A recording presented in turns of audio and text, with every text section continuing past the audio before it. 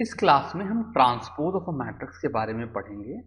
तो सपोज करो A कोई m क्रॉस n मैट्रिक्स है जिसका जनरल एलिमेंट aij है। तो सपोज करो यहां से मैं एक नया मैट्रिक्स B डिफाइन करूं जिसका एलिमेंट bij हो, such that bij is equal to aji। ये प्रॉपर्टी जो मैट्रिक्स फॉलो करती हो उसको मैं A का ट्रांसपोज कहूंगा। अगर A m क्रॉस n है तो B एक n क्रॉस m मैट्रिक्स होगी और इसको मैं A डैश से डिनोट करूंगा। इस चीज को एग्जांपल समझने की कोशिश करते हैं। सपोज A कोई मैट्रिक्स है 1 2 3 0 5 माइनस, ये एक 2 रो और 3 कॉलम वाली 2 क्रॉस 3 मैट्रिक्स है। अब मैं एक नई मैट्रिक्स बनाऊं B, इसको मैं A ट्रांसपोज भी कह सकता हूं। तो इस मैट्रिक्स का ऑर्डर पहली बात तो 3 क्रॉस 2 होगा। अगर A का ऑर्डर 2 क्रॉस 3 है तो A ट्रांसपोज का ऑर्डर 3 क्रॉस 2 होगा। और यहां पर ये जो 6 एलिमेंट्स होंगे उनमें ये एलिमेंट है B11, I is equal to 1, J is equal to 1, इसकी वैल्यू A11 के इक्वल होगी, यानी कि एलिमेंट 1 होगा। यहां पर B12 इसकी वैल्यू A21 के इक्वल होगी। A21 मतलब ये वाला एलिमेंट हुआ, ये 0 हो गया। सिमिलरली ये B21 है जिसकी वैल्यू A12 के इक्वल होगी। A12 ये वाला एलिमेंट हो गया, इसकी वैल्यू 2 हो गई। और B22 की वैल्यू A22 के इक्वल होगी जो कि ये वाला एलिमेंट है, यहां पर 5 आ गया। सिमिलरली B31 की वैल्यू A13 के इक्वल होगी जो कि 3 है। और B32 की वैल्यू A23 के इक्वल होगी जो कि -2 है।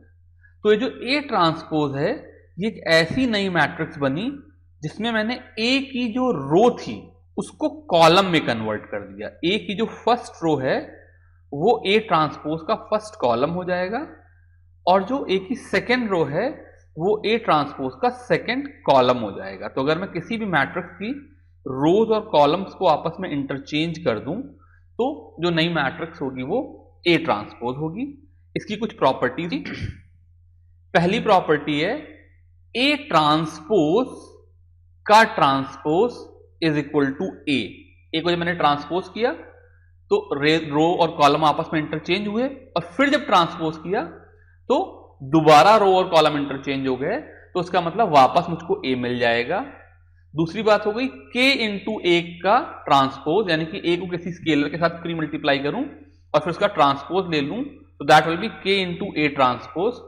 तो वो उसके ट्रांसपोज इंटू स्केलर के इक्वल हो जाएगा। A प्लस B का transpose is equal to A का ट्रांसपोज प्लस B का ट्रांसपोज, ये गलत साइन लग गया है। और फाइनली AB का ट्रांसपोज, अगर A और B को मल्टीप्लाई करूं तो उनका transpose will be equal to B transpose into A transpose. यहां पर जब मल्टीप्लीकेशन के बाद ट्रांसपोज दिया जाता है तो that is equal to B transpose into A transpose हो जाता है। इसका मतलब यहां पर ऑर्डर ऑफ मल्टीप्लीकेशन चेंज हो जाता है। अगर पहले AB था तो यहां पर B का ट्रांसपोज और A का ट्रांसपोज हो जाता है। अब हम लोग इन प्रॉपर्टीज को एक एक करके वेरीफाई करेंगे।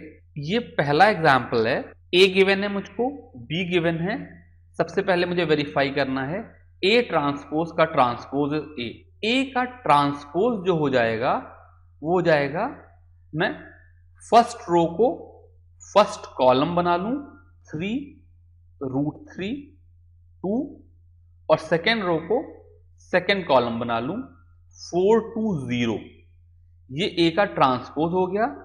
अब इस A के ट्रांसपोज को दोबारा जब ट्रांसपोज करेंगे, यानी कि इसकी जो फर्स्ट रो है वो फर्स्ट कॉलम बन गई 3 4, सेकेंड रो सेकेंड कॉलम बन गई और थर्ड रो थर्ड कॉलम बन गई। तो ये वापस फिर से मैट्रिक्स A बन के तैयार हो गया। तो ये पहला वाला पार्ट वेरीफाई हो गया।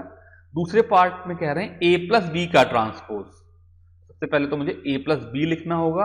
A plus B will be equal to 3 + 2 5 -1 + √3 4 5 4 4 ये a + b हो गई। तो a + b का ट्रांसपोज हो जाएगा first row is equal to first column. तो 5 -1 + √3 और 5 और second row is equal to second column. तो 5 4 4 ये a + b का ट्रांसपोज हो गया। Now they are saying this thing should be equal to a transpose + b transpose. तो a transpose तो मैंने निकाल ही रखा है, वैसे ही b का ट्रांसपोज निकालूंगा तो वो हो जाएगा 2 -1 और 2 ये फर्स्ट कॉलम में और 1 2 4 सेकेंड कॉलम में। और अब इस a ट्रांसपोज और इस b ट्रांसपोज को ऐड करूं तो यहां से a transpose plus b transpose की वैल्यू आ गई 3 × 2 5 4 × 1 5 √3 + -1 which is -1 + √3 2 + 2 4 2 + 2 4 and 4 + 4 4। यहां पर मैंने गलती कर दी है। जो a + b का ट्रांसपोज होगा ये फर्स्ट रो को जब मैं फर्स्ट कॉलम कन्वर्ट कर रहा हूं तो यहां पर 4 आ जाएगा। तो इस तरीके से जो मेरा a + b का ट्रांसपोज है which is this matrix is equal to a transpose + b transpose आ गया। इसका थर्ड पार्ट करते हैं। थर्ड पार्ट में कह रहे हैं k × b का ट्रांसपोज। तो सबसे पहले तो मैं एक मैट्रिक्स बना लेता हूं kb जो हो जाएगी 2k -k 2k k 2k और 4k। और इसका जब मैं ट्रांसपोज लूंगा तो kb का ट्रांसपोज हो जाएगा फर्स्ट रो जो होगी वो फर्स्ट कॉलम बन जाएगी यानी कि 2k -k और 2k और सेकेंड रो जो है वो सेकेंड कॉलम बन जाएगी k 2k और 4k। तो ये तो मेरा थर्ड पार्ट का लेफ्ट हैंड साइड हो गया kb का ट्रांसपोज। अब right hand side is k × b transpose which is k × 2 -1 2 1 2 4 simple scalar multiplication है। इसकी वैल्यू हो गई 2k -k 2k k 2k और 4k। तो इस तरीके से जो मेरा kb का ट्रांसपोज है वो k × b ट्रांसपोज के इक्वल आ गया। तो मैंने तीनों रिजल्ट वेरीफाई कर लिए। फाइनली जो फोर्थ रिजल्ट था उसको वेरीफाई करते हैं। इन्होंने मैट्रिक्स A और मैट्रिक्स B दे दी है। AB का transpose is equal to B का ट्रांसपोज इंटू A का ट्रांसपोज कह रहे हैं। तो सबसे पहले तो मुझे मैट्रिक्स AB चाहिए होगी। A एक 3x1 मैट्रिक्स है और B एक 1x3 मैट्रिक्स है। तो क्लियरली AB एक 3x3 मैट्रिक्स होगी। इजी पार्ट ये है कि इसका हर एलिमेंट जो होगा उसमें खाली एक टर्म होगा। तो फर्स्ट रो फर्स्ट कॉलम का मतलब हो गया -2, फर्स्ट रो सेकंड कॉलम का मतलब हो गया -6 और फर्स्ट रो थर्ड कॉलम का मतलब हो गया -2 × -6 12। ऐसे ही 4 12 और -24 और फाइनली 5 15 और -13। ये मैट्रिक्स AB आ गई। यहां से AB का ट्रांसपोज आ जाएगा first row will be first column -2 -6 12, second row will be second column 4 12 -24 and third row will be third column. ये 5 है, थोड़ा सा देखने में 3 जैसा लग रहा है। 5 15 और -30 AB पूरे का ट्रांसपोज है। अब मुझे दिखाना है कि this is equal to B का ट्रांसपोज इंटू A का ट्रांसपोज। तो सबसे पहले B का ट्रांसपोज लिख लेते हैं। This will be a column matrix, क्योंकि B एक रो मैट्रिक्स है तो B का ट्रांसपोज एक कॉलम मैट्रिक्स होगी 1 3 -6 और A का ट्रांसपोज जो होगी वो एक रो मैट्रिक्स होगी -2 4 5। अब यहां से B transpose into A transpose करूंगा तो इसकी वैल्यू हो जाएगी फर्स्ट रो से एक एक एलिमेंट को मल्टीप्लाई करूं तो पहला तो -2 4 5 पहली रो तो सेम हो गई। फिर 3 से हर एलिमेंट को मल्टीप्लाई करूं तो -6, 12 और 15, दूसरी रो भी सेम हो गई। और फिर -6 से ए ट्रांसपोज के हर एलिमेंट को मल्टीप्लाई करूं तो 12 -24 -30, थर्ड रो भी सेम हो गई। इसलिए ए बी का transpose is equal to B का ट्रांसपोज इनटू ए का ट्रांसपोज। ये भी वेरीफाई हो गया। अब हम लोग दो नए टर्म्स सीखेंगे, symmetric and skew symmetric matrix. तो पहली बात तो ये है कि ये जो चीज है this is valid only for square matrix. तो सपोज करो A is equal to AIJ कोई n क्रॉस n मैट्रिक्स हो, यानी कि स्क्वायर मैट्रिक्स हो, तो ये मैट्रिक्स सिमेट्रिक कहलाएगी अगर AIJ की वैल्यू AJI के इक्वल हो। यानी कि अगर A12 की वैल्यू A21 हो, A31 की वैल्यू A13 हो, सो ऑन सो फोर्थ, तो ये सिमेट्रिक कहलाएगी। एक सिंपल सा एग्जांपल है, डायगोनल पे मैं कोई भी चीज रख सकता हूं, सपोज करो 7 रख लूं, बिकॉज A11 तो हमेशा ही A11 होगा, A22 तो हमेशा ही A22 होगा। तो डायगोनल पे कुछ भी रख लो, 7, 1, 4, कुछ इस तरह से 3 टर्म रख लिए। जो मेरा A12 है, अगर ये 2 है तो A21 की वैल्यू भी 2 होगी। अगर A13 की वैल्यू 4 है तो A31 की वैल्यू भी 4 होगी।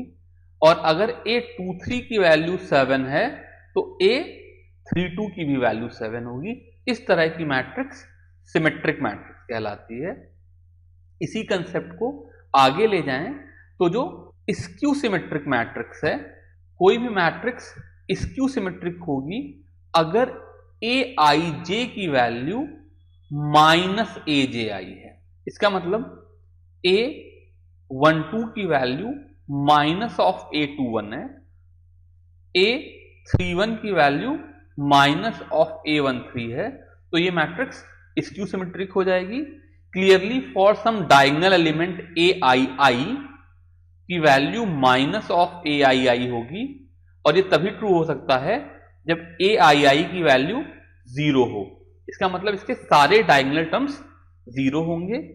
तो अगर मैं एक स्क्यू सिमेट्रिक मैट्रिक्स बनाऊं तो उसके तीनों डायगोनल टर्म 0 होंगे। मैं 3 क्रॉस 3 की बना रहा हूं। और अगर ये एलिमेंट 2 है, A12 की वैल्यू 2 है, तो A21 की वैल्यू -2 होगी। अगर A13 की वैल्यू -4 है तो A31 की वैल्यू 4 होगी। और अगर A23 की वैल्यू 7 है तो A32 की वैल्यू -7 होगी। ऐसी मैट्रिक्स एक स्क्यू सिमेट्रिक मैट्रिक्स हो गई। अब जब हमने सिमेट्रिक और स्क्यू सिमेट्रिक मैट्रिक्स सीख ली तो दो थ्योरम आई।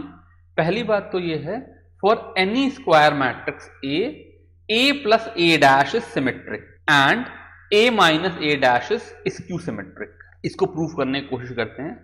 सपोज करो B कोई मैट्रिक्स है जिसकी value A plus A dash है, तो Bij will be equal to Aij, A का general element, plus A dash Ij। A dash जो है वो A ट्रांसपोज का जनरल एलिमेंट है, पर हमने पीछे पढ़ा था कि A dash Ij is equal to AJI।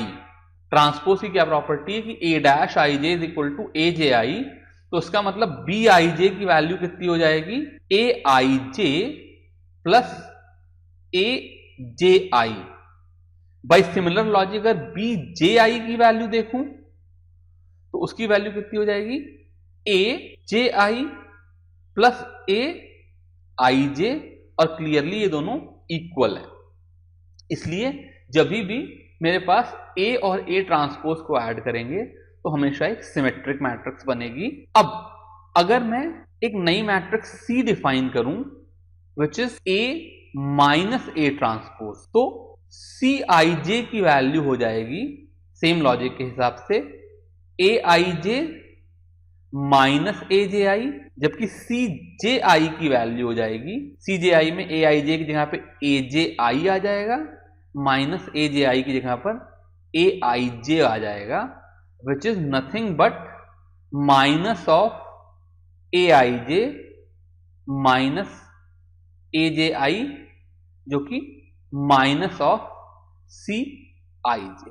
अब इस थ्योरम को यूज करके हम एक और थ्योरम डिफाइन कर सकते हैं, any square matrix can be expressed as a sum of a symmetric and a skew symmetric matrix. Suppose करो मेरे पास एक मैट्रिक्स है A, तो इस A को मैं half of A plus A dash लिख सकता हूं और plus half of A minus A dash लिख सकता हूं। A प्लस A डैश और A माइनस A डैश में हाफ से मल्टीप्लाई करेंगे तो हाफ A और हाफ A मिल करके A हो जाएगा और half of A dash minus half of A dash आपस में कैंसिल हो जाएंगे।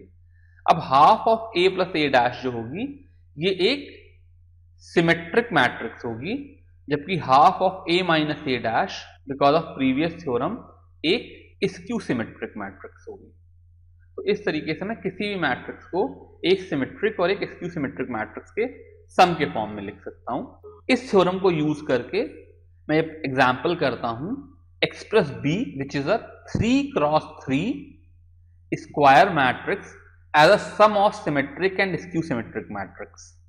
तो जब मुझे B पता है तो सबसे पहले तो मैं B ट्रांसपोज लिख लेता हूं। तो जो मेरा फर्स्ट रो है वो फर्स्ट कॉलम हो जाएगी 2 -2 4 -1 3 4 1 -2 माइनस। अब लास्ट थ्योरम कहती थी कि B can be written as half of B plus B transpose, ये एक सिमेट्रिक मैट्रिक्स होगी, plus half of B minus B transpose जो कि एक स्क्यू सिमेट्रिक मैट्रिक्स होगी। तो B plus B transpose by 2, ये पहला टर्म है, half of B plus B dash, इसकी वैल्यू हो जाएगी 2 plus 2 by 2 4 by 2 2 -2 -1 by 2 is -3 by 2 4 and 1 5 by 2 -3 by 2 3 and 3 6 by 2 3 4 and -2 is 2 by 2 is 1 4 and 1 is 5 by 2 -2 and 4 is 2 by 2 1 and -3 and -3 by 2 is -3। तो clearly half of B plus B dash एक symmetric matrix बन के निकली, -3/2 equal है 5/2 5/2 equal है और 1 और 1 equal है। अब half of B minus B dash करेंगे तो ये पहला एलिमेंट होगा इसका, हो जाएगा 2 -2/2, तो ये 0 हो गया। फिर -2 -1, -2 में से -1 सब्ट्रैक्ट करेंगे तो -2 + 1 हो जाएगा विच विल बी -1/2। 4 में से 1 सब्ट्रैक्ट करेंगे तो 3/2 आ जाएगा, ये फर्स्ट रो हो गई। फिर -1 में से -2 सब्ट्रैक्ट करेंगे, यहाँ पर -1 है इसमें से ये -2 सब्ट्रैक्ट करेंगे तो ये +1 हो जाएगा, ये 1/2 हो गया। फिर 3 में से 3 सब्ट्रैक्ट करेंगे तो 0 आ जाएगा और 4 में से -2 सब्ट्रैक्ट करेंगे तो ये हो जाएगा +6/2 करेंगे तो 3 हो गया। ऐसे ही 1 में से 4 सब्ट्रैक्ट किया तो -3/2 और -2 में से 4 सब्ट्रैक्ट किया तो ये -6/2 -3 और ये फिर से 0 आ गया। तो क्लियरली ये एक स्क्यू सिमेट्रिक मैट्रिक्स हो गई, -हाफ का हाफ, 3/2 का -3/2 और 3 का -3 और डायगोनल एलिमेंट 0, और इन दोनों का सम तो ऑब्वियसली B के इक्वल होगा ही। इस तरीके से मैं किसी भी स्क्वायर मैट्रिक्स को एक सिमेट्रिक मैट्रिक्स और एक स्क्यू सिमेट्रिक मैट्रिक्स के सम के फॉर्म में लिख सकता हूं।